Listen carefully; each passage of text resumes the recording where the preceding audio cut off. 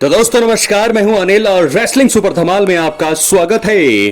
तो दोस्तों, क्या नाइट ऑफ चैंपियंस 2025 में आखिरकार होगी रोमन रेंस की वापसी या फिर एक बार फिर हमें करना पड़ेगा और ज्यादा इंतजार। आज की ये वीडियो दोस्तों रोमन रेंस के रिटर्न के बारे में होने वाली है। पूरी वीडियो पूरा एक्सप्लेन किया जाएगा कि क्यों रोमन रेंस अब तक आ नहीं रहे हैं, कहां वो गायब हैं, कब वो आने वाले हैं, किनके साथ उनका मुकाबला हो सकता है, किसके साथ वो स्टोरी की शुरुआत कर सकते हैं। सब कुछ आज की इस वीडियो में आपको एक्सप्लेन किया जाएगा, इसलिए वीडियो के अंत तक बने रहिए। और अगर आप चैनल पर नए हैं, सब्सक्राइब करने के बाद ऑल पर क्लिक करें क्योंकि फ्री है और यहां आपको हर प्रकार की रेसलिंग जगत से जुड़ी हुई तमाम जानकारी मिलती है और मिलती रहेंगी। इसलिए वीडियो को लाइक करें, शेयर करें, सब्सक्राइब करने के बाद ऑल पर क्लिक जरूर करें। तो चलिए दोस्तों, वीडियो को आगे बढ़ाते हैं, बात करते हैं रोमन रेंस की। तो दोस्तों, सबसे पहले आपको बता दें कि रेसलमेनिया 41 में रोमन रेंस को हार का सामना करना पड़ा था। पॉल हेमन ने उनको जो है धोखा दिया था। सेथ रॉलिंस के साथ वो जुड़ गए थे।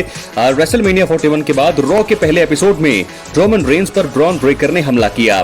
पॉल हेमन ने रोमन रेंस को धोखा दिया था। इसके बाद सेथ रॉलिंस पर रोमन ने हमला किया। हालांकि हमने देखा कुछ टाइम बाद ही ब्रॉन ब्रेकर पॉल हेमन के नए शिष्य बनकर आए और रोमन को हरा दिया, यानी कि रोमन को 2 स्पीयर देकर के धराशायी कर दिया। सीएम पंक को भी उन्होंने हराया।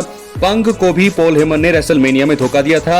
और इस हफ्ते रॉ में भी, यानी कि रेसलमेनिया के बाद रॉ में सेथ रॉलिंस ने जे उसो को वर्ल्ड चैंपियनशिप के लिए चुनौती भी दी थी। सबको लगा कि रोमन रेंस आकर कुछ ऐसा करेंगे, लेकिन पंक ने जे उसो को बचाया। अब सवाल है कि रोमन रेंस रॉ में क्यों नहीं आए और उसके बाद अब तक क्यों नहीं आए हैं। इसके कई कारण हो सकते हैं। शायद WWE उनके लिए कुछ बड़ा प्लान कर रहा है या फिर वो चोटिल हो गए हैं। यह भी हो सकता है कि रोमन रॉलिंस से अकेले ही निपटेंगे। सब कुछ आज की इस वीडियो में तो बात करेंगे। सबसे पहले 3 कारणों की रोमन रेंस की रॉ में अनुपस्थिति, यानी कि बहुत सारी चीजें हैं जो अब नहीं आए हैं। तो 3 संभावित कारण हो सकते हैं। पहला, WWE समर स्लैम में सेथ रॉलिंस और ब्रॉन ब्रेकर के खिलाफ सीएम पंक के साथ मिलकर रोमन रेंस की टैग टीम मैच की स्थापना कर सकता है।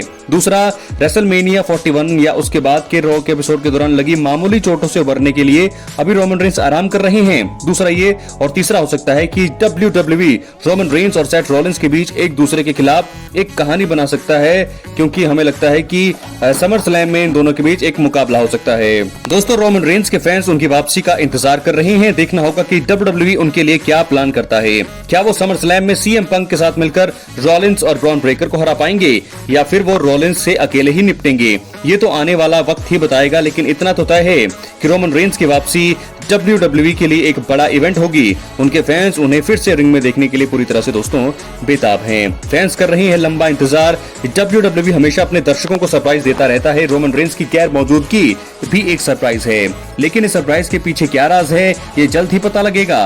तब तक फैंस को इंतजार करना होगा और देखना होगा कि रोमन रेंस कब और कैसे वापसी करते हैं। ये भी देखना दिलचस्प रहेगा कि सीएम पंक और रोमन रेंस की जोड़ी कैसे काम करती है। दोनों ही WWE के बड़े सुपरस्टार हैं, लेकिन दोनों के बीच पहले कभी दोस्ती नहीं रही है। ऐसे में दोनों का साथ आना एक बड़ा सरप्राइज हो सकता है। अगर ये दोनों साथ आते हैं तो देखना दिलचस्प रहेगा कि ये जोड़ी रॉलिंस और ब्रॉन ब्रेकर के फैक्शन को हरा पाती है या नहीं, कैसा वो जो है सामना करते हैं। और दोस्तों, साथ के साथ आपको बता दें कि खबरें ये भी है कि रोमन रेंस छुट्टी पर हैं। इसी बीच रॉलिंस और पॉल हेमन ने ब्रॉन्सन रीड को भी अपने गुट में शामिल कर लिया है।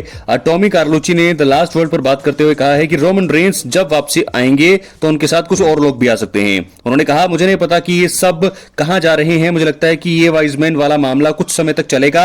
शायद रोमन रेंस जब वापस आएंगे तो अपने साथ कुछ लोगों को लेकर आएंगे और वाइजमैन से शुरुआत करेंगे। अभी कुछ भी हो सकता है। दोस्तों, उसके अलावा एक और खबर यह भी आ रही है कि रोमन रेंस को टीकेओ की बजट कटौती का भी शिकार बताया जा रहा है।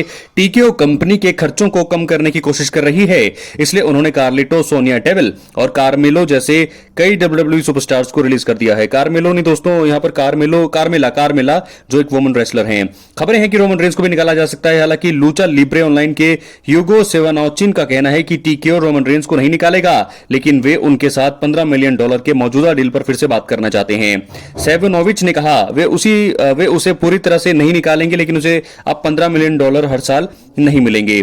तो क्या होने वाला है, बहुत सारी बातें हैं। उन्होंने आगे बताया कि रोमन रेंस को $15 मिलियन कैसे मिलते हैं। उनकी बेस सैलरी $5 मिलियन है। इसके अलावा उन्हें पेपर व्यू, WWE 2 के जैसे video game deal, promotional appearance, merchandise royalty, यानी कि उन्हें मर्चेंडाइज पर 30% मिलता है, जो कि बहुत ज्यादा है। और सऊदी अरब में अपीयरेंस जैसे स्पेशल बोनस भी उन्हें मिलते हैं। साथ ही उन्हें टिकटों की बिक्री से भी कुछ हिस्सा मिलता है।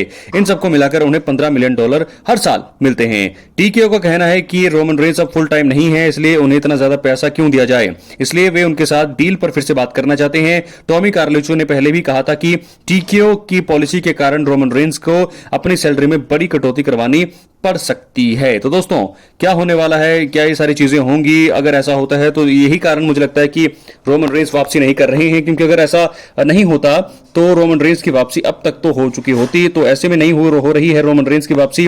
बहुत सारे कारण हो सकते हैं दोस्तों इसकी, क्या लगता है आपको? ये भी उन कारण में से मुझे लगता है कि सबसे बड़ा कारण हो सकता है। और वहीं इसके अलावा आपको बता दें कि रोमन रेंस रेसलमेनिया 41 के बाद डब्ल्यूडब्ल्यूई में नहीं लौटे, क्योंकि वो कुछ समय के लिए ब्रेक पर रहे और अपनी चोटों से उबर रहे हैं। उनके अलावा डब्ल्यूडब्ल्यूई उनके लिए एक नई कहानी बना रहा है, जिसमें पॉल हेमन का धोखा और सेथ रॉलिंस के साथ उनका संभावित उनकी भिड़ंत शामिल है। रोमन रेंस के रेसलमेनिया 41 के बाद डब्ल्यूडब्ल्यूई से गायब होने के बहुत सारे कारण मैंने बता दिए हैं। उनकी चोट हो सकती है, उनकी कहानी तैयार कर रही है डब्ल्यूडब्ल्यूई, या वो आराम कर रहे हैं ताकि वो तरोताजा होकर के वापसी कर सकें। यह भी बताया जा रहा है कि रोमन रेंस जून तो चला गया है लेकिन जुलाई में वापसी कर सकते हैं। मनी इन द बैंक में बताया जा रहा था, लेकिन मनी इन द बैंक में वो नहीं आए। King of the ring tournament में बताया जा रहा था कि वो king of the ring tournament बनेंगे, लेकिन वो भी अब नहीं हुआ। तो ऐसे में अब देखना दिलचस्प होगा कि डब्ल्यूडब्ल्यूई रोमन रेंस के लिए क्या योजना बनाता है और उनकी वापसी कब और कैसे होती है। तो दोस्तों बहुत सारी चीजें मैंने आपको बता दी हैं। टोटली जो भी चीजें हैं सब कुछ इसमें मैंने आपको इस चैनल पर बता दिया है कि क्या चीजें यहां पर कर रही है डब्ल्यूडब्ल्यूई रोमन रेंस को लेकर के। रोमन रेंस नहीं आ रहे हैं, इसका कारण ये हो सकता है कि उनको डब्ल्यूडब्ल्यूई से कोई दिक्कत है, कटौती टीकेओ के साथ उनका कुछ इशू है। कॉन्ट्रैक्ट इशू के बारे में भी मैंने बताया था कि 2026 तक उनका कॉन्ट्रैक्ट है, उसके बाद क्या कॉन्ट्रैक्ट को रिन्यू किया जाएगा, या फिर वो आराम कर रहे हैं। अगर अब आराम कर रहे हैं तो दोस्तों इतना ज्यादा आराम क्या ये सही है रोमन रेंस के करियर के लिए? और साथ के साथ अगर उन्हें चोट लगी है तो अब तक तो चोट को उबर जाना चाहिए, क्योंकि इतना बड़ा कोई मूव यहां पर नहीं दिया ब्रॉन ब्रेकर के, वो सिर्फ 2 स्पीयर ही थे।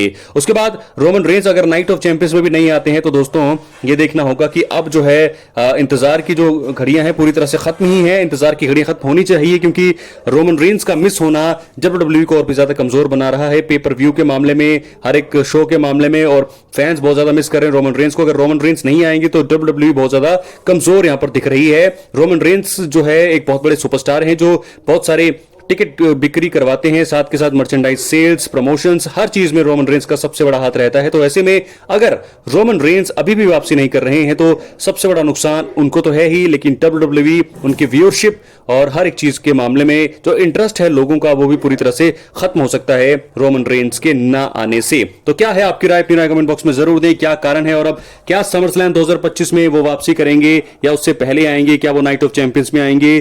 कहां है फिलहाल? इतना तो साफ पता है कि वो अभी घर पर हैं, लेकिन घर पर होने का कारण, बहुत सारे कारण मैंने आपको बता दिए हैं। आपको कौन सा कारण लगता है कि ये कारण है इस वजह से रोमन रेंस जो है घर पर हैं, मतलब ब्रेक पर हैं? तो आप लोग कह रहे थे कि रोमन रेंस की वापसी, रोमन रेंस की खबरें, अपडेट जो भी है, क्योंकि आपको एक चीज तो बता दूं कि अभी तक जो है डब्ल्यूडब्ल्यूई ने कोई भी क्लियर इंफॉर्मेशन नहीं दी है रोमन रेंस को लेकर के, उनके रिटर्न को लेकर के कोई ना टीज दिया है ना कुछ कहा है।